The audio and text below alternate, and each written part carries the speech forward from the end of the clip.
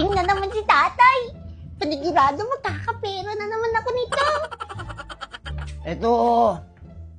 Ito na. Bahay ko to. Uy, yun na si tatay. Nay! Nandito na si tatay! Kabaho niya! Amoy siyang bernice! Okay, sige. Kausapin mo muna. Ang baho mo, tay! Amoy kang bernice! Tapos yung hininga mo!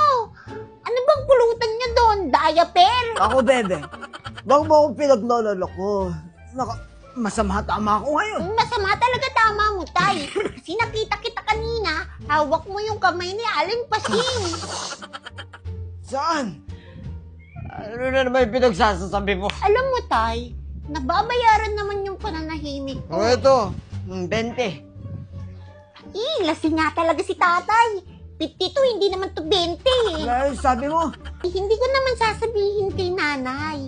Pero bakit nga pala kayo magkahawak ng kamay ni Aling Pasing kanina? Napagkabalan ko lang si Aling Mompasing. Akala ko siya yung nanay mo. Wow, ang bait mo naman, tay. Napaka-loyal mo kay nanay. Pati sa inuman, naiisip mo siya. Sige na. Doon ka na. Nahilo na akong gusto matulog. Uy, easy money.